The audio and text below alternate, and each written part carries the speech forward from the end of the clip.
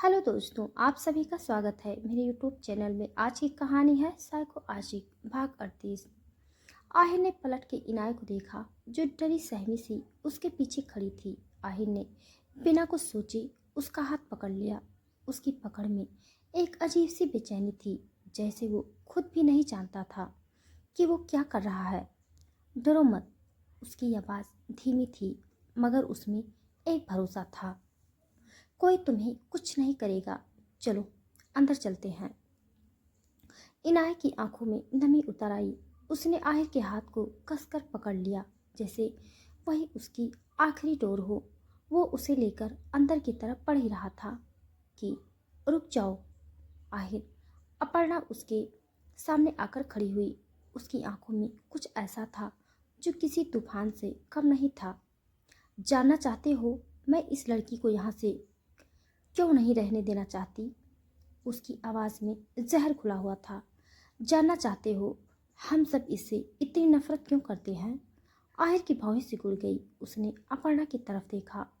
आप कहना क्या चाहती हैं? अपर्णा की आंखें इनाय पर टिक गई। उसकी नज़र में इनाय कोई इंसान नहीं थी, सिर्फ एक अपराधी थी। उसने नफरत से कहा, इस लड़की की आवाज़ से तुम्हारी बड़ी माँ यानी जानकी दीदी आज कोमा में पड़ी हैं। इनाय को ऐसे लगा जैसे उसका दिल किसी ने बेरहमी से मसल दिया हो। उसकी आंखों में बेयकीनी थी। उसे यकीन नहीं हो रहा था कि कोई नफरत में इतना अंधा कैसे हो सकता है कि इतना घिनौना इल्ज़ाम लगा दे। ये वही है आहिर जिसने तुम्हारी बड़ी माँ को जिंदा लाश बना दिया। अपर्णा की आवाज़ और ठंडी हो गई। क्या? आहिर की सांस अटक गई। चलो तुम्हें सब दिखाती हूँ, आओ मेरे साथ में। तुम्हें दिखाती हूँ कि इस पराई लड़की ने तुम्हारे अपने परिवार के साथ क्या किया है। अपर्णा ने उसका हाथ पकड़ा। जानकी जी का नाम सुनते ही आहिर के हाथ की पकड़ ढीली पड़ गई। धीरे, बहुत धीरे उसकी उंगलियां इनाय की उंगलियों से फिसल गई। वो पल इनाय के लिए किसी मौत से कम नहीं था। अपर्णा तो आहिर को खींचते हुए घर के अंदर ले गई, लेकिन इनाया बस वहीं खड़ी रह गई। वो उसी हाथ को देखती रही जो अभी भी आहिर के हाथ से छूटा था। आहिर के जाने के साथ ही उसकी सारी उम्मीदें छूट गई थी। उसने एक बार और उस घर की तरफ देखा और उस शख्स की तरफ भी जो उसकी पूरी दुनिया बन चुका था, लेकिन अब वो जान चुकी थी कि आहिर उस पर यकीन नहीं करेगा।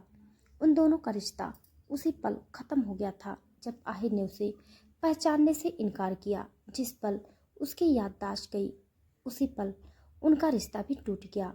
वो अब मुड़ी, कदम भारी थे और दिल खाली। उसकी आंखों में आंसू नहीं थे, क्योंकि अब शायद उसकी आंखों का पानी भी बर्फ बन चुका था। उसका दर्द अब सिर्फ वही जानती थी। आसान नहीं होता यूं रातों रात जिंदगी का बदल जाना, सब कुछ रेत की तरह हाथ से फिसलना, पर शायद किसी का नाम जिंदगी है। हमेशा ना तो खुशियाँ रहती है और ना ही दर्द। यही इनाय के साथ भी हो रहा था। उसके हिस्से की खुशियाँ बस छूकर निकल गई थी। अब सिर्फ दर्द ही बचा था। वो गेट से बाहर आ गई और चुपचाप सड़क पे चलने लगी। तभी उसके पीछे से मानिक की आवाज़ आई, भाभी। वो उसके पास आ गया। आप मेरे साथ चलिए। उसकी आवाज़ में चिंता थी। आप ऐसे अकेले कहाँ जाएंगी? इनाय ने कुछ नहीं कहा। मानिक ने आगे कहा, आप मेरे घर चलिए, वहाँ पूजा भी है, उसका मन लग जाएगा और आप आहिर के नज़दीक भी रह पाएंगी। उसने अटकती आवाज़ में कहा। उसकी बात सुनकर इनाय के होठों पे दर्द भरी मुस्कुराहट आ गई। आहिर के पास किस लिए मानिक भैया? ताकि उनकी नज़रों में बार बार मेरा अक्स अजनबी दिखे, ताकि वो बार बार मुझे गैरों की तरह ट्रीट करे। मानिक को उसके लिए बुरा लग रहा था। उसने गहरी सांस लेके कहा, भाभी मैं जानता हूँ अभी हालत अच्छे नहीं हैं, पर यकीन मानिए एक दिन सब ठीक होगा। आप प्लीज़ उम्मीद मत हारिए, मेरे साथ चलिए। मैं आपको अकेले छोड़ नहीं सकता। कल को आहिर की याददाश्त वापस आ गई और उसने आपके बारे में पूछा तो मैं क्या जवाब दूंगा? ये कि इतना निकम्मा दोस्त हूँ मैं कि उसके मुश्किल समय में उसकी बीवी का ढंग से ख्याल भी नहीं रख पाया। उसे इस मतलबी दुनिया में अकेला छोड़ दिया। नहीं, मैं उसे मुंह दिखाने लायक नहीं रहूँगा। इसलिए प्लीज आप मेरे साथ चलिए। इनाया ने धीमी टूटी आवाज में कहा, नहीं मानिक भैया, अब चाहे जो हो जाए पर मैं अकेली ही रहूंगी। उसकी आवाज बेजान हो चुकी थी। इंसानों को, हर रिश्तों को आजमा के देख लिया मैंने। हर रिश्ते को दिल से निभाया था, पर एक एक करके सभी रिश्तों ने मेरा साथ छोड़ दिया। मैं जिस किसी को भी अपना मानती हूँ वो ही मेरा भरोसा तोड़ देते हैं। बाकियों से क्या शिकायत जब अपना पति ही अपना न रहे। किसके भरोसे मैंने पूरी जिंदगी छोड़ी थी। उसी ने भी सफर में मेरा साथ छोड़ दिया। पर खैर, उनकी भी क्या गलती, हालत ही ऐसे बने। मानिक ने धीरे से कहा, भाभी, याददाश्त जाना उसके हाथ में तो नहीं था ना। आप उसे क्यों ब्लेम कर रही हैं? प्लीज आप जिद छोड़िए और मेरे साथ चलिए। मैं बाद में आहिर से नजरें नहीं मिला पाऊंगा। क्या कहूंगा मैं उससे? इनाया के होठों पे टूटी सी मुस्कान फैल गई। उसने मानिक की बात काटते हुए कहा, कह दीजिएगा उनसे कि उनकी इनाया हार गई, दुनिया से नहीं खुद से। कह दीजिएगा कि भरोसा नहीं रहा अब किसी पे, न किसी के प्यार पे, न किसी के फिक्र पे। भरोसा उठ गया अब दुनिया से। अब मुझे ना तो उनकी ज़रूरत है और ना ही किसी और की। ये इनाया अब सिर्फ इनाया है। ना उसका कोई पति है, ना कोई परिवार, ना कोई अपना। सबसे रिश्ते नाते टूट गए हैं मेरे। और हाँ, मेरे पीछे मत आइएगा, आपको पूजा की कसम। इतना कहकर वो आगे बढ़ गई। उसे समझ आ चुका था कि दुनिया में अब उसका अपना कोई नहीं है। मानिक की बातों से वो समझ गई थी कि वो भी सिर्फ आहिर के लिए उसे अपने साथ ले जाना चाहता है, क्योंकि आहिर की याददाश्त वापस आई तो वो मानिक से सवाल करेगा। बस इसीलिए वो इनाया को अपने साथ ले जाना चाहता था। खैर, दुनिया से कैसे शिकायत? शिकायत तो भगवान से होनी चाहिए। बचपन में ही उसे अनाथ कर दिया, जिल्लत भरी जिंदगी जीने के लिए छोड़ दिया, और जब कोई प्यार लेके जिंदगी में आया तो 2 पलों में उसे भी छीन लिया। वो उस खाली रास्ते पे अकेले आगे बढ़ चुकी थी। पीछे सब कुछ छूट चुका था। मानिक उसे तब तक देखता रहा जब तक वो उसकी आंखों से ओझल ना हुई। अब वो खाली सड़क, वो दिल चीरने वाला सन्नाटा, और उस रास्ते पर बिखरी इनाय की टूटी हुई रूह। उसकी बातों ने मानिक को अंदर तक तोड़ के रख दिया था। इनाय की हालत, हर शब्द, हर आह उसे जिंदगी की वो सच्चाई दिखा रही थी जो शायद उसे कभी न दिखती। कहते हैं ना, हालात से बढ़कर सबक कोई नहीं दे सकता। और आज मानिक जैसे मतलबी, आवारा, घमंडी इंसान को उसकी जिंदगी का सबसे बड़ा सबक मिल गया था। उसकी आंखों में नमी तैर रही थी। अपनी आंखों में नमी लिए वो उस खाली रास्ते को देख रहा था जहाँ से इनाया गई थी। उसका सीना बोझिल हो चुका था, दिल बेहद भारी और सांसें थकी हुई। वो अब धीमे कदमों से घर के अंदर आया, कार स्टार्ट की और बिना कुछ सोचे अपने घर की ओर निकल गया। कुछ देर बाद जब वो घर पहुंचा तो घर की रोशनी भी आज उसे अजीब से चुभ रही थी। कार पार्क करके वो घर के अंदर आया तो पूजा वहीं हॉल में मिली। 2 दिन बाद उसे सामने देखकर पूजा के चेहरे पर राहत भरी मुस्कान फैल गई। मानिक 2 दिन से आहिर के साथ था, पर पूजा को उसने ये बताया था कि वो एक बिजनेस ट्रिप पे जा रहा है।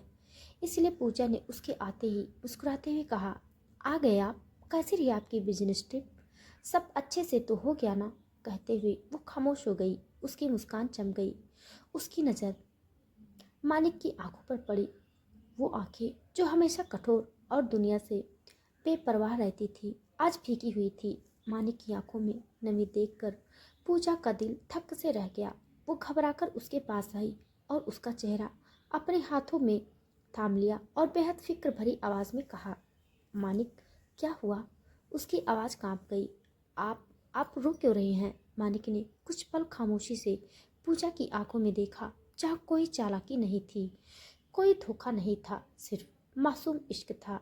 सिर्फ मानिक के लिए इश्क, उसके लिए सच्ची फिक्र थी। उस पल मानिक को अपने किए हुए हर गुनाह याद आ गए। कैसे उसने पूजा को हल्के में लिया था, कैसे अपनी बातों से उसे चोट पहुंचाई थी, कैसे बार बार उसका दिल तोड़ा था, और फिर भी पूजा का प्यार उसके लिए कभी कम नहीं हुआ। ये सब सोचकर उसका दिल फिर भर आया। मानिक झट से आगे बढ़ा और पूजा को अपने सीने से लगा लिया, इतनी जोर से जैसे अगर उसकी पकड़ जरा से भी ढीली हुई तो पूजा को हमेशा के लिए खो देगा।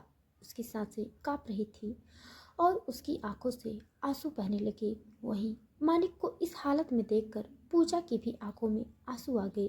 हालांकि वो कुछ जानती नहीं थी, न इनाय के बारे में, न आहिर के बारे में, न उस दर्द के बारे में जो मानिक को अंदर से खा रहा था। उसे कुछ भी नहीं पता था। वो बस इतना जानती थी कि उसका पति टूट रहा है और इसीलिए उसने कोई सवाल नहीं किया, बस उसे कसकर थामे रखा, खामोशी से, प्यार से, ताकि मानिक का बोझिल दिल थोड़ा हल्का हो सके। उसके हाथ मानिक के पीठ को प्यार से सहला रहे थे। मानिक का दिल जब हल्का हुआ तो पूजा से अलग हुआ। उसने पूजा का चेहरा अपने हाथों में थामकर कहा, नाराज हो? पूजा ने बेचैनी से कहा, मैं क्यों नाराज रहूं मानिक? और प्लीज मुझे बताइए क्या हुआ है? आप इतने रेस्टलेस क्यों हो दिख रहे हैं? मेरा दिल बैठा जा रहा है, मुझे बताइए ना। मानिक ने उसका हाथ पकड़ा और चूमते हुए कहा, आई एम सॉरी पूजा, मैंने आज तक तुम्हारा बहुत दिल दुखाया है। आज तक तुम्हें मेरी वजह से जितनी भी तकलीफ हुई है, आई एम रियली सॉरी पूजा। नहीं मानिक, आपको सॉरी करने की कोई ज़रूरत नहीं है। मैं आपसे नाराज़ नहीं हूँ। और वो सब छोड़िए, प्लीज़ मुझे बताइए ना क्या हुआ है। मानिक ने आसपास काम कर रहे सर्वेंट को देखा और कहा, कमरे में चलो बताता हूँ। वो दोनों कमरे में आ गए तो पूजा ने कहा, अब बताइए।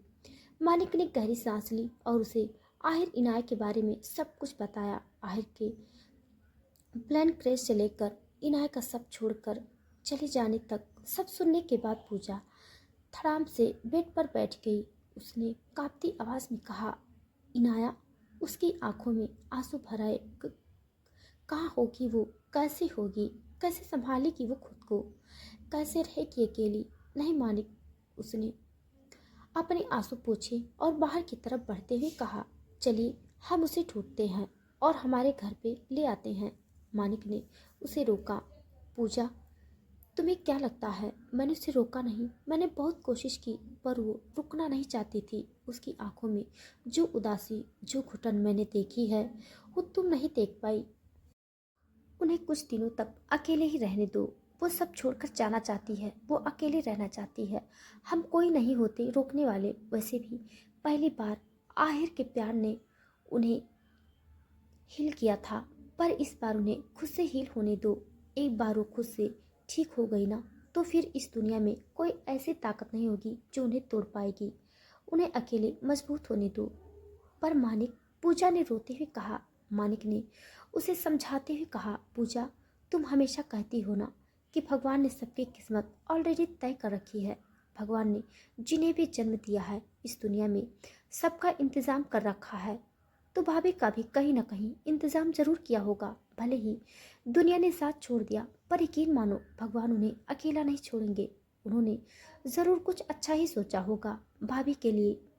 पूजा ने हाँ में सिर हिलाया तो मानिक ने आगे कहा, मुझे तो इस बात की फिक्र हो रही है कि जिस पल आयर की याददाश्त वापस आएगी तब न जाने क्या तूफान आएगा। आयर किसी को नहीं छोड़ेगा। जिसने इनाय भाभी के साथ ये सब किया है उन्हें बहुत बुरी सजा मिलेगी। वो लोग ऐसे ही सजा डिजर्व करते हैं। पूजा ने गुस्से में कहा, जीजू सर, उन्हें ऐसी ही सजा देना कि वो लोग कभी किसी के साथ इतना घिनौना काम करने के बारे में सोचे भी ना। उसने बेहद गुस्से में दांत पीसते हुए कहा। दूसरी तरफ शेखावत मिंसन आहिर तेज कदमों से घर से बाहर आया। उसकी नज़रें बेखुदी में चारों तरफ इनाया को ढूंढ रही थी, पर वो वहाँ कहीं नहीं थी। जब वो कहीं नहीं दिखी तो उसे घबराहट होने लगी। उसने गार्ड्स के पास जाके उनसे पूछा, वो लड़की यहीं खड़ी थी ना, वो कहाँ गई? और मानिक कहाँ है? गार्ड्स ने सिर झुकाते हुए कहा, वो तो चली गई सर, और मानिक सर भी चले गए। चली गई? आय के होठों से बस ये शब्द निकले। उसे ना जाने क्यों दिल ही दिल में हद से ज्यादा बेचैनी हो रही थी। उसने बिना एक पल गवाए मानिक को फोन किया। सामने से मानिक ने जब फोन उठाया तो आय ने झट से कहा, वो लड़की कहाँ है मानिक? मानिक ने धीरे से कहा, कौन? इनाया? आहिर, हाँ वही, तेरे साथ है क्या? बात करा मेरी। फोन के उस पार मानिक कुछ पल चुप हो गया, लेकिन उस खामोशी ने आहिर के दिल की धड़कन और तेज कर दी। मानिक, उसने फिर पुकारा, बोलना, वो ठीक तो है? आहिर झुंझला गया। मानिक ने धीमी सांस छोड़ी। मेरे साथ क्यों होगी? वो चली गई आहिर, वो ऑलरेडी बहुत टूट गई थी।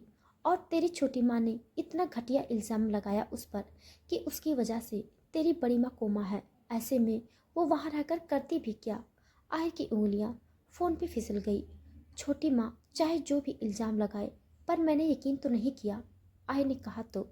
मानिक बेहद हैरान रह गया। उसने उलझी हुई आवाज़ में कहा, ये क्या कह रहा है?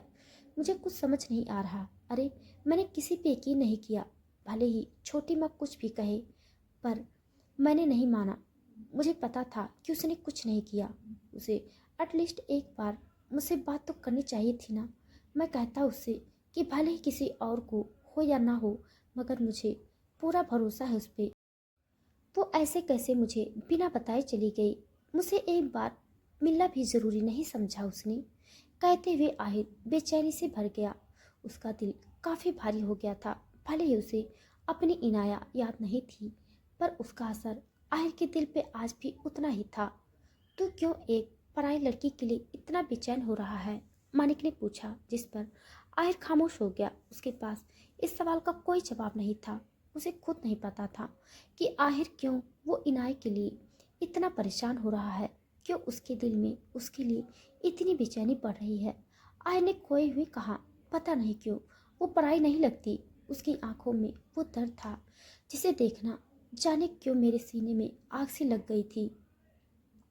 उसका दर्द मुझे अंदर तक जला रहा था। मैं जानता हूँ वो अजनबी है मेरे लिए, पर दिल चाहता था कि वो जो कह रही है उस पर यकीन करूं, उसका साथ दूं। उसे मेरी ज़रूरत है। मानिक ने थकी सी आवाज़ में कहा, ज़रूरत तो थी ही, पर अब बहुत देर हो चुकी है आहिर। जो होना था वो हो चुका है। वो इस शहर से, हम सब से बहुत दूर जा चुकी है, इसलिए छोड़ दे अब। मैं रखता हूँ।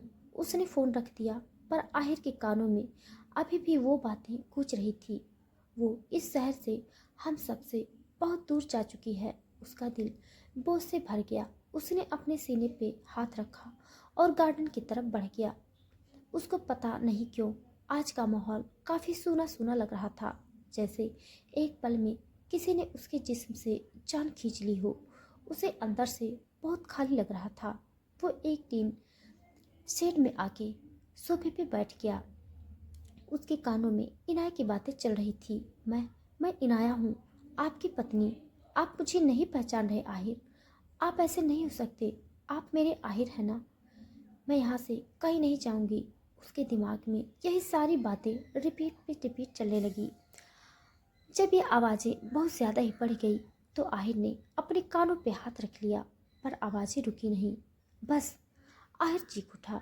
उसने अब गुस्से में वहाँ रखी चीज़ों को फेंकना शुरू किया। उसकी आवाज़ सुनकर गार्ड्स ने जाके अपर्णा और अनूप को उसके बारे में बताया तो भागते हुए गार्डन में आए। आहिर को इस कदर गुस्से में तोड़ फोड़ करते देख अपर्णा डर गई। वो जल्दी से उसके पास आई और उसे रोकते हुए प्यार से कहा, आहिर बेटा, क्या हुआ है? तुम इतने गुस्से में क्यों हो? उसे देखते ही आहिर ने दांत पीसते हुए कहा, आपने झूठ क्यों कहा? इनाय की वजह से बड़ी माँ कोमा में गई, जबकि उसने कुछ नहीं किया था। आपकी वजह से वो चली गई, सिर्फ और सिर्फ आपकी वजह से। मेरा दिल इतना बेचैन है। ये कहते हुए उसकी आवाज़ तेज हो चुकी थी। अपर्णा ये सोच सोच कर डर रही थी कि कहीं आहिर की याददाश्त तो वापस नहीं आ गई। पर अगले ही पल आहिर की बात सुनकर उसे राहत की सांस ली। आहिर ने कहा, मुझे भले ही ये याद नहीं है कि बड़ी माँ कोमा में कैसे गई, पर इतना मुझे पक्का कंफर्म है कि उनके कोमा में जाने की वजह इनाय तो नहीं हो सकती। फिर आपने ऐसा क्यों किया छोटी माँ? आहिर बेटा, मैं झूठ क्यों बोलूँगी? अपर्णा ने कहना चाहा तो आहिर ने तेज आवाज में कहा, झूठ ही बोल रही हैं आप।